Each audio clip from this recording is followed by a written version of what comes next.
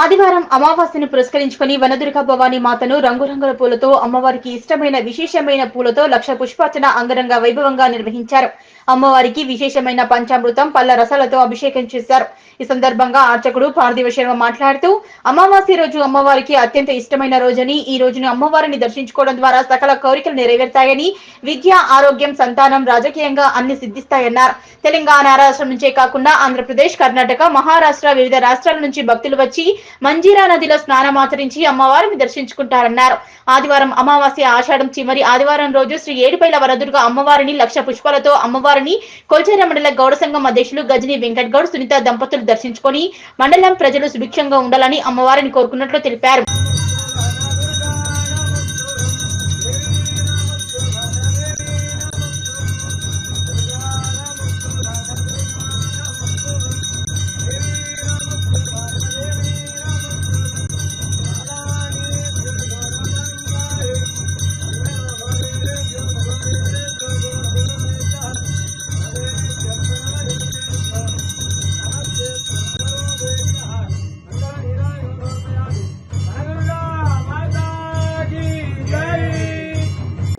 हेम प्रज्ञामिन्दुकण्डाप्तमौलिं शङ्खारिष्टां भीतिहस्तां त्रिनेत्रां हेमाब्जस्तां पीतवस्त्रां प्रसन्नां देवीं दुर्गां दिव्यरूपां नमामि।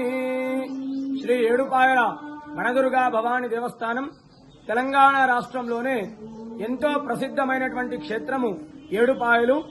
మరి ఆషాఢ మాసం ఆదివారం అమావాస్య చివరి ఆదివారం ఈరోజు అమ్మవారికి విశేషంగా పంచామృతాలతో పళ్ళ రసాలతో అభిషేకము, తదనంతరం అమ్మవారికి రంగురంగుల పువ్వులు, విశేషమైనటువంటి అమ్మవారికి ఇష్టమైనటువంటి పూలతో లక్ష పుష్పార్చన కార్యక్రమము అంగరంగ వైభవంగా జరిగింది.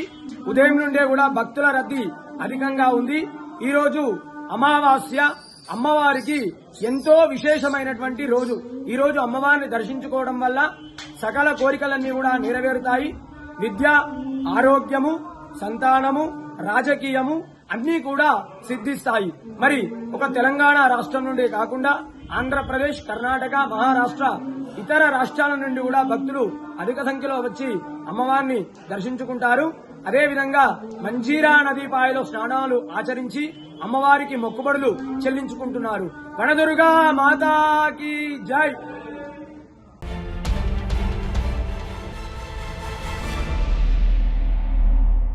యాదగిరిగుట్ట పట్టణంలో శనివారం రోజు సీఎం సహాయ నిధి చెక్కులను ప్రభుత్వవి పాలేరు ఎమ్మెల్యే బీర్ల ఐలయ్య పంపిణీ చేశారు. మొదటి రోజు బొమ్మల రామారం, తుర్కపల్లి, యాదగిరిగుట్ట, రాజపేట మండలం లబ్ధిదారులకు పంపిణీ చేశారు. బొమ్మల రామారం మండలంలో 79 మందికి, తుర్కపల్లి మండలంలో 63 మందికి, రాజాపేట మండలంలో 76 మందికి, యాదగిరిగుట్ట పట్టణం మండలంలో 114 చెక్కులను లబ్ధిదారులకు పంపిణీ చేశారు. ఈ సందర్భంగా ఆయన మాట్లాడుతూ 9 రోజుల పాటు జరిగిన అసెంబ్లీ సమావేశాల్లో అన్ని శాఖల పద్ధతులపై పూర్తి స్థాయిలో చర్చలు కొనసాగాయన్నారు. ఆలేరు నియోజకవర్గంలో సాగునీరు అందలేదన్నారు. అదేవిధంగా నియోజకవర్గ అభివృద్ధికి నోచుకోలేదని తెలిపారు. నవపేట రిజర్వాయర్ ద్వారా నియోజకవర్గానికి నీరు అందించాలని ప్రతిపాదన చేశామన్నారు. బస్వాపూర్ ప్రాజెక్టు నిర్మాణం కోసం నియోజకవర్గంలోని పలు తాండాలు, గ్రామాల భూములు కోల్పోయారని, ఇంకా కూడా బాధితులకు నష్టపరిహారం అందలేదని, వారికి నష్టపరిహారం ఇవ్వాలని ప్రభుత్వాన్ని కోరామన్నారు. గంధమల్ల చెరువు అభివృద్ధి చేసి పెద్దగా చేస్తే 10 మండలాల వరకు సస్యశ్యామలం అవుతుందన్నారు. గంధమల్ల ప్రాజెక్టును 1.3 టీఎంసీ, 2 టీఎంసీల వరకు ప్రాజెక్టు నిర్మాణం చేయాలని ప్రభుత్వాన్ని కోరారు. అదేవిధంగా పలు ప్రాంతాల్లో మిషన్ భగీరథ నీళ్లు అందడం కోసం చర్యలు చేపట్టారన్నారు. 1800 కోట్ల రూపాయలతో యాదగిరిగుట్ట అభివృద్ధి జరిగిన స్థానికులు ఎవరూ సంతోషంగా లేదన్నారు. యాదాద్రి అభివృద్ధి పేరు మీద భూములు గుంజుకోవడం జరిగిందని, వారికి ఇప్పటికీ పారితోషికం ఇవ్వలేదన్నారు. రైతు బీమా, రైతు భరోసా, కళ్యాణ లక్ష్మి, షాదీ ముబారక్ చెక్కులను, సీఎం రిలీఫ్ ఫండ్ చెక్కులను, ఎల్ఓసి చెక్కులను ఎప్పటికప్పుడు ప్రజలకు అందిస్తామన్నారు. తెలంగాణ రాష్ట్ర వ్యాప్తంగా ఆలయాల కోసం మాట్లాడితే యాదాద్రి ఆలయం కోసం మాట్లాడినట్లు మాటలను వక్రీకరించి బీజేపీ నాయకులు చేసిన ధర్నాను తీవ్రంగా ఖండిస్తున్నామన్నారు. ఎన్నడూ యాదగిరిగుట్ట అభివృద్ధి కోసం మాట్లాడని నాయకులు ఇప్పుడు మాట్లాడడం విడ్డూరంగా ఉందన్నారు. యాదాద్రిలో నూతనంగా 1000 గదులతో సత్రం నిర్మాణం చేయాలని సంబంధిత మంత్రి గారిని కోరడం జరిగిందన్నారు. యాదాద్రి ఆలయంలో అవినీతి అధికారులు, ఉద్యోగులను ఉపేక్షించి లేదన్నారు. నిరంతరం ప్రజల్లో ఉంటూ అభివృద్ధి సేవలు చేస్తుంటే నిరాధారణ లేని ఆరోపణలు మంచిది కాదన్నారు. మొదటి తిరుపతిగా అభివృద్ధి చెందుతున్న యాదగిరిగుట్ట ఆలయానికి అందరూ సహకరించాలని కోరారు.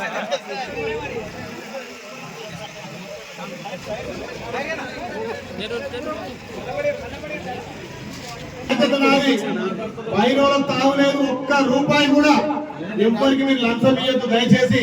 అవసరమైతే మీ ట్రాన్స్పోర్ట్ మీ ఇంటికి పోయేంత వరకు నేనే ఇస్తా. ఈ చెక్ల విషయంలో కానీ, రేపు కళ్యాణ లక్ష్మి చెక్ల విషయంలో కానీ, ఇంకా ఇందిరా మిల్ల విషయమే కానీ, రేషన్ కార్డు విషయమే కానీ ఎవరికి కూడా ఒక్క రూపాయి దయచేసి ఇవ్వద్దు.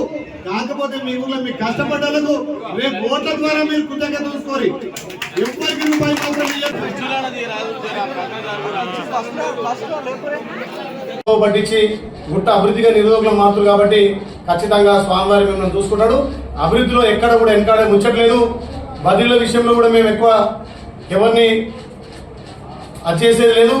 ఖచ్చితంగా అవినీతి అధికారులను తీసేయాల్సిందిగా నేను గతంలో ప్రతిపాదన చేసిన దాని విషయంలో నిక్కచ్చిగా ఉన్నా కాబట్టి ఇలాంటి ప్రతిపక్షాలు అభివృద్ధిలో సహకరించాలి.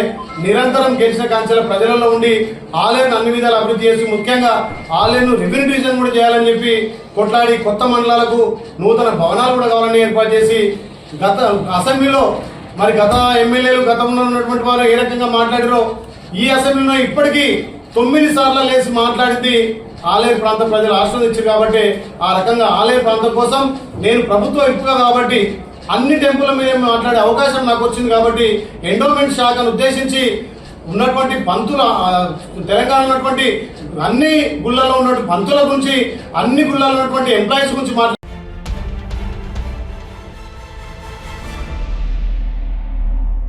సిద్దిపేట జిల్లా గజ్వేల్ మండలం అక్కారం గ్రామంలో శనివారం రాత్రి సైబర్ నేరాల పట్ల ప్రజలు అప్రమత్తంగా ఉండాలని గజ్వేల్ సీఐ బి సైద్ సూచించారు.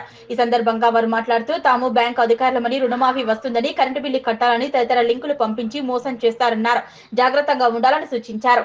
ఏదైనా సైబర్ నేరం జరిగితే వెంటనే 1930 కాల్ చేసి ఫిర్యాదు చేయాలని తెలిపారు. ఫోక్సో చట్టాలు మరియు బాల్య వివాహాలు దాని యొక్క పరిణామాల గురించి, ఇవిటీజింగ్, గుడ్ టచ్, బ్యాడ్ టచ్ తదితర అంశాల గురించి, సోషల్ మీడియా దాని యొక్క పరిణామాలను గురించి, సైబర్ సెక్యూరిటీ, డయల్ 100 ప్రాముఖ్యతను, సమాజంలో జరుగుతున్న నేరాలు వాటి నుంచి ఎలా రక్షణ పొందాలనే అంశాలను గురించి, సెల్ఫ్ కాన్ఫిడెన్స్, సెల్ఫ్ డిఫెన్స్, మహిళా పిల్లల రక్షణకు ఉన్న చట్టాలను గురించి, సోషల్ మీడియా వల్ల జరుగుతున్న లాభ నష్టాలను గురించి, విద్యార్థుల యొక్క గోల్స్ గురించి, అపరిచిత వ్యక్తులతో ఎలా ప్రవర్తించాలనే అంశాలను గురించి తెలిపారు. యాంటీ హ్యూమన్ ట్రాఫికింగ్ మరియు తదితర అంశాలను గురించి, చట్టాల గురించి మహిళలకు వివరించారు.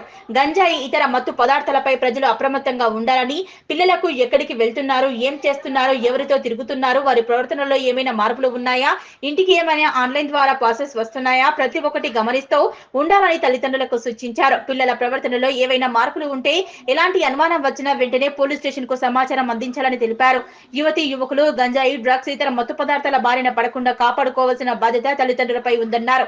గంజాయి, ఇతర మత్తు పదార్థాలకు అలవాటు పడితే వెంటనే పోలీసులకు సమాచారం అందించాలని, వారిని పిలిపించి కౌన్సిలింగ్ నిర్వహిస్తామన్నారు. మూఢనమ్మకాలపై మరియు మద్యం తాగడం వల్ల కలిగే నష్టాలను, కుటుంబ కలహాలను గురించి, పేకట ఆడటం వలన కుటుంబంలో జరుగుతున్న పరిణామాలను, వరకట్నం వలన జరుగుతున్న సంఘటనల గురించి, ఈ మధ్య జరుగుతున్న ఆత్మహత్యల గురించి మరియు వృద్ధులైన తల్లిదండ్రులను మంచి చూసుకోవాలన్నారు.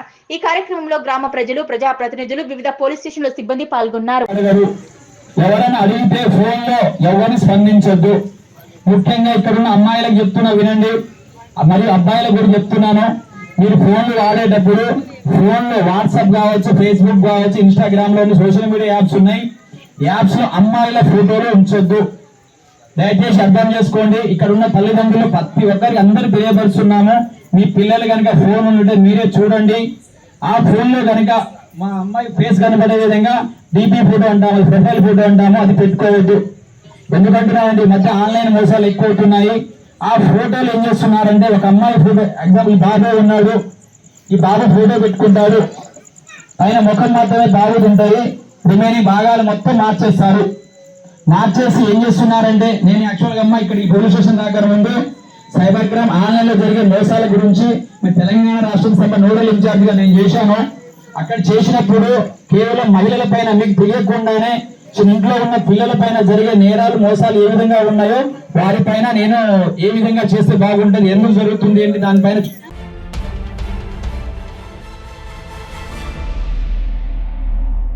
సిద్దిపేట జిల్లా గజ్వేల్ పట్టణానికి చెందిన ఆపన్నహస్త మిత్ర బృందం ఈ రోజు గజ్వేల్ వారి 95వ ఆర్థిక సహాయ కార్యక్రమం దుబ్బాక మండలంలోని ఆకారం గ్రామంలో జరిగింది. సిద్దిపేట జిల్లా దుబ్బాక మండలంలోని ఆకారం గ్రామంలో మెల్గనూరి భాస్కర్ ఈ మధ్యనే ఆర్థిక బాధలతో ఆత్మహత్య చేసుకున్నారు. దీంతో అతనికి భార్య, 2 చిన్న పిల్లలు అయ్యారు. తల్లి అనాథులు అయ్యారు. పిల్లలు చిన్నవారు, ఎటువంటి ఆస్తులు లేవు, చిన్న కుటీరంలో జీవనం గడుపుతున్నారు. వీరి ఆర్థిక పరిస్థితిని తెలుసుకుని వారికి తమ వంతు సహాయంగా అతడి కుటుంబానికి ఖర్చుల అవసరాల కోసం తమ వంతుగా 15,000 రూపాయల నగదు, నెలకు సరిపడా కిరాణా మొత్తం 2,000 రూపాయల వరకు వారి కుటుంబ సభ్యులకు అందించారు. ఈ కార్యక్రమంలో అధ్యక్షులు పాశికంటి బాలచంద్రం, ప్రధాన కార్యదర్శి కటకం శ్రీనివాస్, కోశాధికారి కొల్గూరు శ్యామ్, ఉపాధ్యక్షులు మంగళసాయి, సభ్యులు అనిల్, గణేష్, గిరిబాబు, రాజు, కృష్ణ, విష్ణువర్ధన్ రెడ్డితో పాటు గ్రామస్తులు పాల్గొన్నారు. గజ్వేల్ అపన్నస్త మిత్ర బృందం ఆధ్వర్యంలో 95వ కార్యక్రమం ఇక్కడ దుబ్బాక మండల్లో ఆకారం అనే విలేజ్లో పాపం వీళ్ళని చూస్తుంటే మరీ ఇక్కడ పేదరికంగా కనబడుతుంది. అతను కూడా పాపం చిన్న పిల్లలు ఉన్నట్టు, ఆమె కూడా చిన్న వయసు ఉన్నట్టుంది. ఆయన భాస్కర్ వనమల్ల భాస్కర్ చిన్న వయసులో కొంచెం ఆర్థికంగా సమస్య కూడా చాలా ఇబ్బందిగా ఎదుర్కొని వాళ్ళ కుటుంబం కూడా ఆమె తోడబుట్టిన ఒక 4 ఆడపిల్లలు ఉన్నట్టు, తల్లి ముసలి ఆమె చిన్న వృద్ధురాలు ఉన్నట్టుంది, తండ్రి కూడా ఆయనకు లేనట్టు. వీళ్ళందరూ చేయలేక, వీళ్ళకు బ్రతకలేక, చేయలేక, అప్పులకు భరించలేక ఆ పరిస్థితి ఆయన మానసికంగా ఉండి దానికి కూడా ఏగి ఎక్కడికో నేను బయటకు నేను కట్టెలు పోయి తెస్తానని చెప్పి ఆయన మానసికంగా తట్టుకోకుండా అక్కడ ఆత్మహత్య చేసుకోవడం జరిగిందని మా గ్రూప్ దృష్టికి ఇక్కడ మన ఉపాధ్యాయుడైన భగవాన్ గారు మా అపన్నస్త గ్రూప్కు తెలియజేయడం జరిగింది. దాన్ని మేము ఒకసారి మీ విలేజ్కి సేకరించి ఇక్కడ సర్పంచ్ గారు, ఉప సర్పంచ్ వాళ్ళ దృష్టికి తీసుకెళ్తే ఇక్కడ చాలా పేదరికం సార్, మీ ద్వారా ఏమైనా హెల్ప్ చేయండి, ఇంకా మీరు చేస్తుండే ఎవరైనా చేస్తారని మమ్మల్ని కూడా వాళ్ళు ప్రోత్సహించడం జరిగింది. ఆ ఉద్దేశంతో మేము ఈరోజు మా వంతు సాయంగా ఒక 15,000 రూపాయల నగదు రూపంగా ఇది కిరాణం ఒక 5,000 రూపాయల మా గ్రూప్ ద్వారా ఇస్తున్నాము. దీనికి మా గ్రూప్ సభ్యులు కూడా అందరూ ఏరుకోవడం కూడా అందరు ప్రత్యేక ధన్యవాదాలుగా. ఈ విలేజ్లు కూడా కొంతమంది మాకు మంచి సహకారం అందించారు. ఈ ప్రోగ్రాం చూసిన కూడా ప్రతి ఒక్కరు కూడా ఈ కుటుంబానికి ఎవరెంత వాళ్ళు తోచిన సహాయం చేయాలని కూడా మా గ్రూప్ ద్వారా కోరుకుంటున్నాం. ఈరోజు మన ఆపన్నస్త మిత్ర బృందం గజ్వేల్ టీం దుబ్బాక మండలంలోని ఆకారం గ్రామంలో ఉన్నాం. ఆకారం గ్రామంలో మలంగూరి భాస్కర్ అనే 25 సంవత్సరాల ఒక వ్యక్తి ఈ మధ్యలో పాపం వాళ్ళ ఆర్థిక పరిస్థితులు బాగలేక ఉరిపెట్టుకొని చనిపోయిందని గ్రామంలో ఒక విద్యను అభ్యసిస్తున్న ఒక టీచర్ ద్వారా మన గజ్వేల్ తెలుసుకుందాం. మన సంస్థ మేము గజ్వేల్లో ఉంటాం సార్. ప్రతి ఒక్కరము సామాన్యంగా చిన్న చిన్న వ్యవస్థలు నడుపుకుంటా, ఒకరు కూరగాయలు కానీ, కరివేపాకు కానీ, కొందరు డాక్టర్లు కానీ, కొందరు వాచ్ రిపేర్లు కానీ, ఎన్నో రకాల వ్యాపారాలు చేసుకుంటా ఈరోజు ప్రతి ఒక్క పేపర్లల్లో, టీవీలల్లో ఎన్నో బాధలు, చనిపోవడం, ఇట్లా అట్లా బీదోళ్ళు ఎంతో అవుతుందని చూస్తుంటాం. 10 నిమిషాలు చూసి మర్చిపోయి దాన్ని అట్నే అనుకుంటుంటాం. కానీ ఎవరో ఒకరు ముందుకు వస్తే మీరు హెల్ప్ చేసి దాన్ని చూసి ఒక 10 మంది హెల్ప్ చేస్తారనే కాన్సెప్ట్ తోటి 2017లో ఆపన్నస్త మిత్ర బృందం అని నెలకు ఒక్కొక్కరు 200 జమ చేసుకుంటూ 150 మందితోటి ఇప్పుడు ఈ సంస్థ నడుపుతున్నాం. ఈరోజు మీ ఊరికి వచ్చింది 95వ సహాయ కార్యక్రమం. మేము సహాయ కార్యక్రమం చేసింది కొన్ని రాష్ట్రాలకు కూడా వెళ్ళింది. కేరళ వరద బాధితులకు, బీదోళ్లకు, అంటే ఎటువంటి వెనుక సపోర్ట్ లేని వాళ్ళకి హెల్ప్ చేస్తుంటాం. దీన్ని చూసి ఇంకా మీ ఊరోళ్ళు 10 మంది జమ వాళ్ళకి ఇంత హెల్ప్ చేయాలని ఆ కాన్సెప్ట్ తోటే ఈ దుబ్బాక మండలంలోని ఆకారం గ్రామానికి చూసిన పాపం చిన్న వయసు భాస్కర్, చిన్న 2 పిల్లలు ఉన్నట్టు, తల్లికి నిలవడలేని పరిస్థితి, సమ్మక్కనట, భార్య 2 పిల్లలు ఉన్నారు, ఇల్లు చూస్తున్నాం మనం, చాలా బీద పరిస్థితి, బతకలేని పరిస్థితి.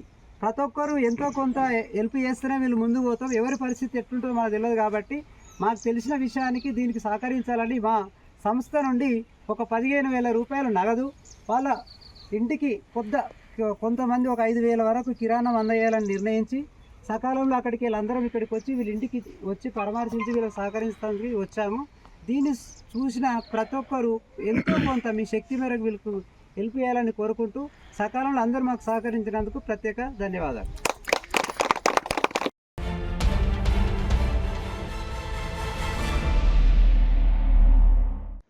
నిజాంపేట మండల మెదక్ జిల్లా వికలాంగుల హక్కుల పోరాట సమితి జిల్లా అధ్యక్షులు పాండు ఆధ్వర్యంలో మీడియా సమావేశం నిర్వహించారు. ఈ సందర్భంగా ఆయన మాట్లాడుతూ మెదక్ జిల్లా కమిటీ పిలుపు మేరకు వికలాంగుల సమస్యలపై ఈ నెల 7న మెదక్ జిల్లా కేంద్రంలో వికలాంగుల సభ ఏర్పాటు చేస్తున్నట్లు తెలిపారు. ఈ సమావేశానికి ముఖ్య అతిథులుగా రాష్ట్ర అధ్యక్షులు కల్ల జగ్గయ్య, రాంబాబు, సుజాత, సూర్యవంశీ విచ్చేస్తున్నారని, ఈ కార్యక్రమానికి వివిధ గ్రామాలకు చెందిన వికలాంగులు ప్రతి ఒక్కరూ పాల్గొని సభను విజయవంతం చేయాలన్నారు. అదేవిధంగా రాష్ట్రంలో వికలాంగులకు పెన్షన్ 4,000 నుంచి 6,000 వరకు పెంచుతారని కాంగ్రెస్ ప్రభుత్వం ఇచ్చిన మేనిఫెస్టోలో పొందుపరిచిన ప్రకారం తమకు వెంటనే పెన్షన్ మంజూరు చేయాలని డిమాండ్ చేశారు. వికలాంగుల పెన్షన్ పై రాష్ట్ర ప్రభుత్వం వెంటనే చొరవ తీసుకుని ఆగస్టు నెల నుంచి పెన్షన్ ఇవ్వాలని, లేని ఎడల ఈ నెల 28న హైదరాబాద్ ఇందిరా పార్క్ వద్ద ఎంఆర్పీఎస్ రాష్ట్ర అధ్యక్షులు మందకృష్ణ మాదిగ ఆధ్వర్యంలో పెద్ద ఎత్తున ధర్నా కార్యక్రమం నిర్వహిస్తామని వికలాంగులు హెచ్చరించారు. వికలాంగులను ఐఏఎస్ అధికారి స్మితా సబర్వాల్ విమర్శించిన మాటలు ఎంతవరకు సమంజసమని ప్రశ్నించారు. ఈ విషయంలో ఆమె వికలాంగులకు క్షమాపణలు చెప్పి వెనక్కి తీసుకోవాలని కోరారు. అనంతరం జిల్లా వర్కింగ్ ప్రెసిడెంట్ కుమ్మరి కుమార్ మాట్లాడుతూ మెదక్ పట్టణంలో జరిగే వికలాంగుల సభ విజయవంతం చేయాలన్నారు. వికలాంగుల సమస్యలపై రాష్ట్ర ప్రభుత్వం స్పందించి వారికి న్యాయం చేయాలని ఆయన పేర్కొన్నారు. ఈ కార్యక్రమంలో వికలాంగుల జిల్లా ఉపాధ్యక్షులు సందిగొల్ల భూమయ్య, వికలాంగుల రామంపేట అధ్యక్షులు పాతూరు శ్రీను, నిజాంపేట అధ్యక్షులు రాచకొండ నర్సింహులు, ఉపాధ్యక్షులు కొమ్మట రామస్వామి, వికలాంగుల శంకర్, నాగరాజు, అక్బర్, దుర్గయ్య తదితరులు పాల్గొన్నారు. వికలాంగుల సంఘం అధ్యక్షుడు వర్కింగ్ ప్రెసిడెంట్ నా పేరు కుమార్. ఏమనగా మాకు రావాల్సిన సౌకర్యం కానీ, మాకు కావాల్సిన బస్సు ఫ్రీ కానీ, మాకు కావాల్సిన పెన్షన్ కానీ ఇవి మాకు అందడం లేదు. ఈ కాంగ్రెస్ ప్రభుత్వం వచ్చిన తర్వాత రేవంత్ రెడ్డి గారు మాకు బస్సు ఫ్రీ ఇస్తామని చెప్పి మేనిఫెస్టోలో పెట్టారు. 4,016 పింఛన్ నుంచి 6,000 పింఛన్ పెంచుతామని మాకు మేనిఫెస్టోలో పెట్టారు, మాకు హామీ ఇచ్చారు. కాబట్టి మాకు ఆయన ఇంతవరకు మాకు ఇంప్లిమెంట్ చేయలేదు. మాకు చేయాల్సిందిగా రేవంత్ రెడ్డి గారిని మేము కోరుకుంటున్నాము. అదేవిధంగా 7 తారీఖున మెదక్లో సమావేశం ఏర్పాటు చేసుకుంటున్నాము. ఈ ఆగస్టు నెల నుండి మాకు ఇస్తామని చెప్పాడు. ఒకవేళ ఆగస్టు నెలలో మాకు 6,000 పెన్షన్ ఇవ్వకపోతే 28 తారీఖు నాడు ఇందిరా పార్క్ వద్ద పెద్ద ఎత్తున మొత్తం చాలా మన తెలంగాణ మొత్తం వికలాంగులు వెళ్ళి ధర్నా చేయడానికి సిద్ధంగా ఉన్నాము. మాకు 6,016 పెన్షన్ ఇవ్వకపోతే మేము పెద్ద ఎత్తున మందకృష్ణ మాదిగ గారి ఆధ్వర్యంలో వాళ్ళ సూచన మేరకు మేము పెద్ద ఎత్తున తరలి వెళ్ళి ధర్నా చేస్తాం. ఎందుకంటే వారు ఇచ్చిన హామీని నిలబెట్టుకోమని చెప్తున్నాం. మేము ఒకవేళ మాకు ఇవి నిలబెట్టుకోకపోతే మాత్రం మేము ఎక్కడికక్కడికి మేము ధర్నాలు చేస్తాం, రాస్తారోకాలు చేస్తాం. మేము దానికి సిద్ధంగా ఉన్నాం. ఎందుకంటే మా వికలాంగులకు బస్సులో కూడా సౌకర్యం మాకు కల్పిస్తామని చెప్పి మేనిఫెస్టోలో పెట్టారు. మీరు పెట్టినే అడుగుతాం, మేము వేరే అడగట్లేదు. మాకు రావాల్సిన హక్కులు మాకు ఖచ్చితంగా మాకు ఇవ్వాలి. మాకు కొంతమందికి లోన్స్ కూడా అవి కూడా రావట్లేదు. ఆ కావాల్సిన గ్రామీణ వికలాంగులకు అయితే ఏమీ అందట్లేదు, మండల స్థాయి నుంచి ఏమీ అందట్లేదు. అది మేము ఇప్పుడు నిజాంపేట మండలం నుంచి తరపున నేను సూటిగా అడుగుతున్న ప్రభుత్వాన్ని, నిజాంపేట మండలకు రావాల్సిన ప్రతి ఒక్క నిజాంపేట మండలంలో 70 మంది వికలాంగులు ఉన్నారు. వాళ్ళకి రావాల్సిన ఖచ్చితంగా వాళ్ళకి అందాలి. అదేవిధంగా రామాయంపేట, నిజాంపేట, మెదక్ ఈ మూడుటికి కలిపి మొత్తం మాకు కావాల్సిన మొత్తం రావాలి. మెదక్ జిల్లా పక్షాన మేము పెద్ద ఎత్తున సభ విజయవంతం చేయడానికి సిద్ధంగా ఉన్నాం. అదేవిధంగా నిజాంపేట మండలం నుంచి కూడా మేము పెద్ద ఎత్తున తరలి వెళ్ళి హైదరాబాద్కు 28 తారీఖు నాడు ఈ సభను విజయవంతం చేస్తాం. EHPS వికలాంగుల హక్కుల పోరాట సమితి మెదక్ జిల్లా తరఫున ప్రతి గ్రామం నుండి వికలాంగులకు తెలియజేయనది ఏమనగా, వికలాంగులకు సమస్యలు చాలా ఉన్నాయి. ఎందుకంటే మన గౌరవ ముఖ్యమంత్రి గారు మేనిఫెస్టోలో 6,000 పెన్షన్ చేస్తామని ప్రకటించడం జరిగింది.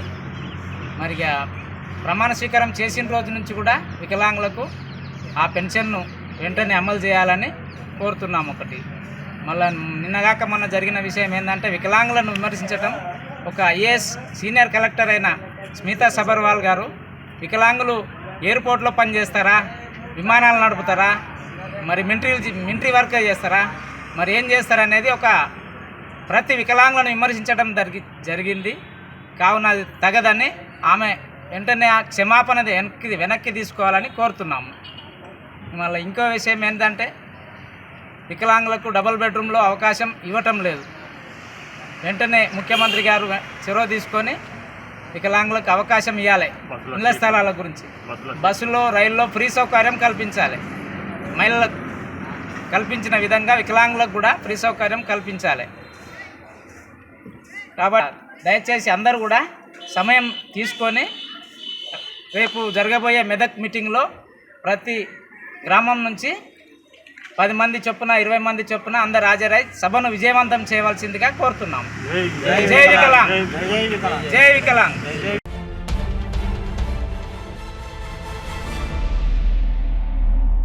2006-2007 10వ తరగతి బ్యాచ్ జిల్లా పరిషత్ ఉన్నత పాఠశాల చిన్నశంకరంపేటలో చదివి ఉన్నత స్థాయికి వెళ్లిన విద్యార్థులు SLVN ఫంక్షన్ హాల్లో చేగుంటలో 17 సంవత్సరాల తర్వాత ఫ్రెండ్షిప్ డే సందర్భంగా విద్యార్థులు ఆత్మీయ సమ్మేళనం నిర్వహించగా ఆనాటి ఉపాధ్యాయులైన రాములు, బాలేష్ గౌడ్, జాన్ వెస్లీ నరసింగారావు, దుర్గారెడ్డి, అంజయ్య, దేవ్ సింగ్, దేవరాజు, వసుంధరాదేవి, ఆదిలక్ష్మి, అరుణలను సమ్మేళనానికి ఆహ్వానించి సన్మానించి మెమెంటోలు అందజేశారు. వారికి విద్యను బోధించి ఉన్నత శిఖరాలకు పంపిన ఉపాధ్యాయులకు కృతజ్ఞతలు తెలిపారు.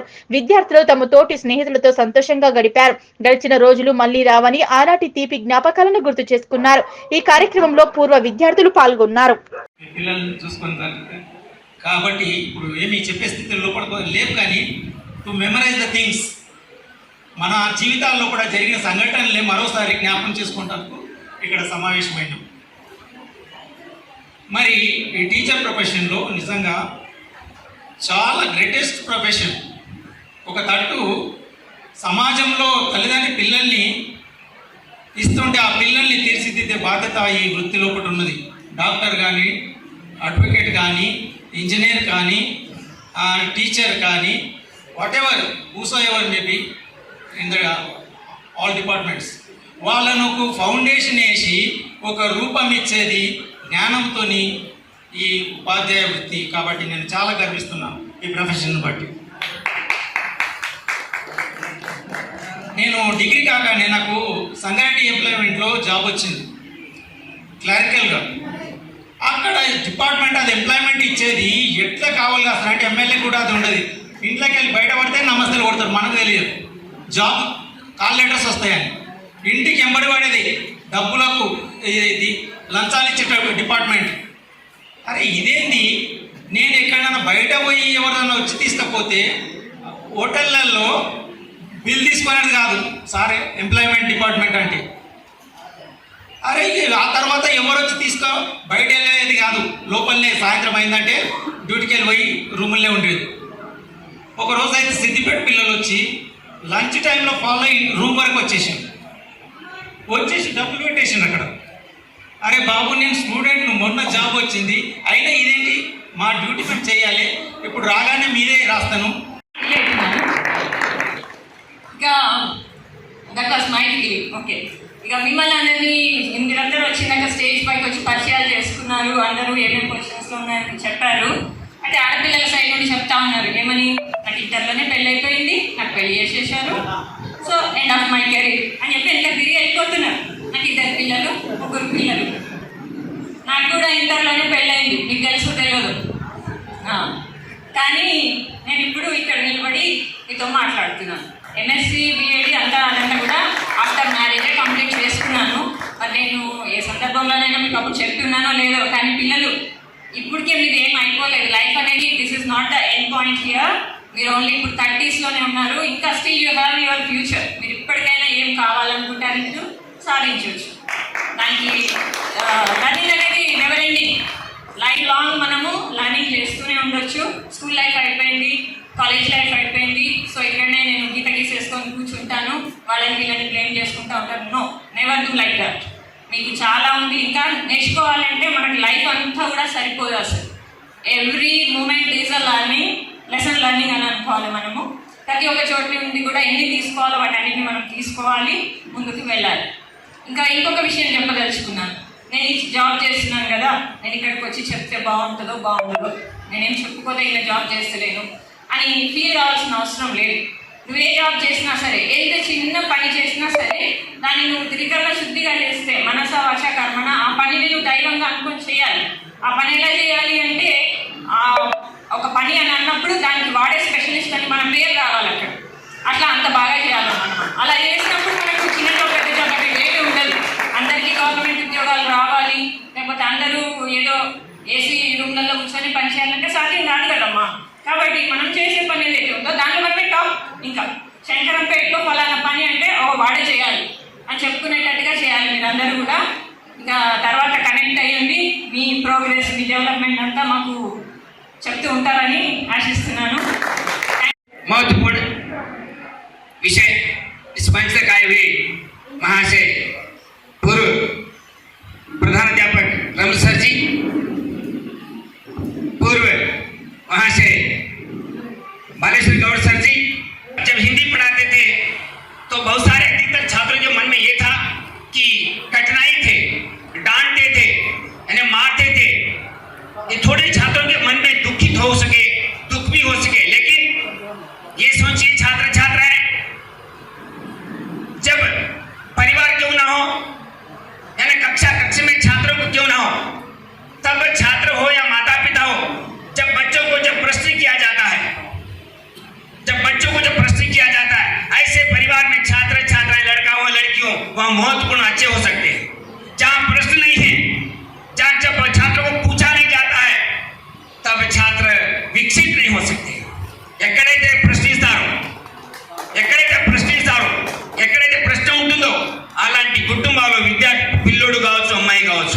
వాళ్ళు బాగుపడతారు.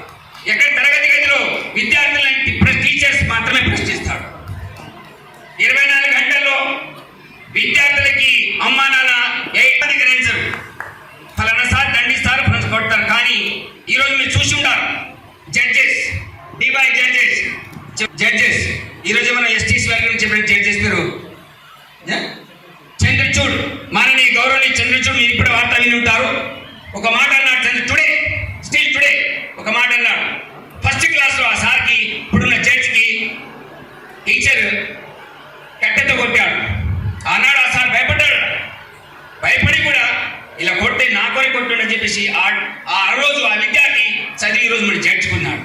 అంటే ఆలోచించాలి, ఎక్కడైతే దండన ఉంటుందో, ఎక్కడైతే ప్రశ్నిస్తారో అక్కడే పిల్లలు బాగుపడతారు విషయాన్ని నా మనసు వాస్తవంగా 100% గ్రహిస్తున్నాను. ప్రశ్నించాడు ఉండాలి. అందుకని విద్యార్థులకి టీచర్స్ తప్పకుండా అడుగుతారండి. సో అలా నేను అని ఉండొచ్చు పిల్లలకి. సో అగర్ ऐसा हो कभी दुखी हो तो बड़े मन से आप बड़े हो गए. सभी को नन्हे मुन्ने छोटे बच्चे हैं और किसी को विवाह नहीं हो सके, जैसे कि बाबा ठीक है हो सके कल करेंगे सब मिलके, ठीक है ओके. గుర్తును మాకు కలిగించినందుకు మీ అందరికీ కూడా నా తరఫున ప్రత్యేక ధన్యవాదాలు. ముఖ్యంగా చెప్పాల్సింది ఏంటంటే, ముందు చెప్పారు ఇదివరకు లాగా పిల్లలు ఇప్పుడు లేరు అన్నారు. అది మీకు ఒకటే చెప్తున్నా, అది తల్లిదండ్రులను బట్టి ఉంటుంది. అది ఒక ఉపాధ్యాయుడి వల్ల కాదు. అది తల్లి తండ్రి పిల్లల్ని ఏ విధంగా చూసుకుంటారో దాన్ని బట్టే ఉంటుంది. కాలం మారుతుంది, పిల్లలు మారుతున్నారు అంటే అది తల్లిదండ్రుల్లోనే ఉంటుంది. అది మీరు దృష్టిలో పెట్టుకొని మీరు మీ పిల్లల్ని వాళ్ళని ఒక టీచర్ కావాలని దండించారు, ఒకసారి చూసుకొని మీరు వాళ్ళకి మంచి భవిష్యత్తుని ఇవ్వడానికి ప్రయత్నం చేయండి. పెళ్ళికాని రవి మ్యారేజ్ చూడమంటావా? ఓకే, చాలా థ్యాంక్ యూ, అందరికీ ధన్యవాదాలు.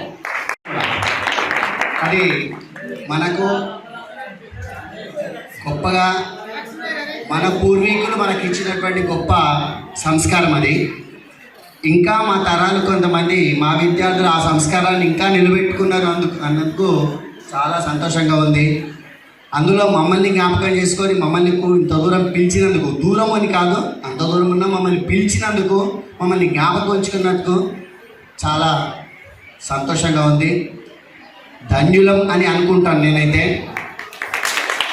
కాకపోతే నన్ను శ్రీనివాసాచారి అనే సారులు ఒకసారి పిలిచిరు అంటే నేను కొద్దిగా భయపడతాను. రావడానికి నేను భయపడతాను. ఈయన ప్రతి మీటింగ్లో నేను వినే డైలాగ్ ఒక్కటే, వేరే కాదు. మా నరసింహరావు సార్ తెలుసు, ఎందుకంటే 4-5 ఇయర్స్ మేము క్లాస్ చేసినాం. ఏ మీటింగ్లో పోయినా, ఏ గెట్ టుగెదర్లో పోయినా, ఏ స్కూల్కి పోయినా చారి సార్ గురించి మాట్లాడితే ఒకే ఒక మాట. ఇక్కడ కూడా విన్నాను, దానికి నేను సారీ చెప్పట్లేదు, దానికి నేను సారీ చెప్పాను. It was part and parcel of my duty. I hope నేను ఎక్కువ కొట్టినా అంటే ఎక్కువ పని చేసినట్టు అర్థం. నేను ఎక్కువ కొట్టినా అంటే ఎక్కువ గంట పని చేసినట్టు అర్థం. ఎక్కువ సార్లు జ్ఞాపకం చేసుకుంటున్నా అంటే నేను చాలా బాగా పని చేసిన ఫీలింగ్ నాకు. ఇట్స్ ఎ టైప్ ఆఫ్ ఏమంటారు రికగ్నిషన్. నేను రికగ్నిషన్ కోరుతున్నాను. Thank you once again. I extend my. ఈరోజు మన పూర్వ విద్యార్థుల సమ్మేళనం, అందరినీ కలుసుకోవడం అనేటువంటిది మా ఉపాధ్యాయులకు నిజంగా అదృష్టమైనటువంటి విషయం. ఎందుకంటే మాకు ఒక టానిక్ లాంటిది ఇది, మళ్ళీ ఒక బలం చేకూరుతుంది. ఎందుకంటే మళ్ళీ మేము అందరం కూడా మళ్ళా ఒక పాఠశాలలో ఉన్నటువంటి భ్రాంతి మాకు కలుగుతూ ఉంటుంది. అది సంతోషం, నిజంగా హ్యాపీ. మరి నేను పూర్తి పీరియడ్ మీకు 6th క్లాస్ నుంచి నేను 7th అంటే మీకు 10th అయిపోయేదాకా కూడా పూర్తి పీరియడ్ మీకు 10th క్లాస్ అయ్యేదాకా కూడా నేను మీతో ఉండడం జరిగింది. సంతోషం. ఇప్పుడు విద్యార్థులనే కాదు, మీరు కూడా మాతోటి సమానంగా అయిపోయారు. బరువు బాధ్యతలు పెరిగాయి అందరికీ. అందరూ కూడా ఉపాధ్యాయుల యొక్క కృషి ఫలించింది అంటే అందరూ కూడా MA, MSc, BEd ఇంకా పోస్ట్ గ్రాడ్యుయేషన్ లాంటి అన్నీ కూడా చేసి ఉన్నారు. కొందరు వ్యాపారంలో కూడా ఉండడం జరిగింది, సంతోషం. మరో బాధ్యతలు అంటే అందరికీ పెళ్ళిళ్ళైన పిల్లలు అందరికీ కూడా వాళ్ళ బాధ్యతలు పెరిగిపోయాయి. కాబట్టి మీకు ఉపాధ్యాయులు చెప్పేటువంటి పాఠాలతో పాటు జీవితం ఉండాలనేటువంటి విషయాలు చెప్తూనే వచ్చారు. అవి ఇప్పుడు మీకు సార్థకమవుతాయి. ఎందుకంటే వాటిని భరిస్తూ రావాలి అందరూ కూడా. ఫిజికల్ ఎడ్యుకేషన్గా నేను మీకు ఆటలలో నేర్పడము, ఆరోగ్యాన్ని ఇచ్చేయడము. ఆరోగ్యమే మహాభాగ్యం, ఇక దాని మించింది ఏది లేదు. ఆరోగ్యం కాపాడుకోవాలి. మీరు కూడా భవిష్యత్తును, మీ పిల్లల భవిష్యత్తును తీర్చిదిద్దుతూ ఉపాధ్యాయులు చెప్పేటువంటి విషయాల్లో మీ పిల్లలతోటి చెప్పుకుంటూ మీ భవిష్యత్తును కాపాడుకోవాలని. ఎందుకంటే మీ డ్యూటీ కాబట్టి. అయితే ఒకటి ఏంటంటే, మీరు అందరూ చదువుకున్నారు, ఓకే, 10th ఇంటర్ తర్వాత అమ్మాయిలు పెళ్లి చేసుకున్నాం పిల్లలు అది ఇది అన్నారు, ఓకే. ఇంకోటి స్టేజ్ మీదకి రావడానికి కూడా మగ పిల్లల కంటే ఆడపిల్లలే ముందుకు వచ్చి చెప్తున్నారు. అంటే మళ్ళీ బాయ్స్ మనం ఎంత పడ్డట్టే కదా లెక్క, అవునా?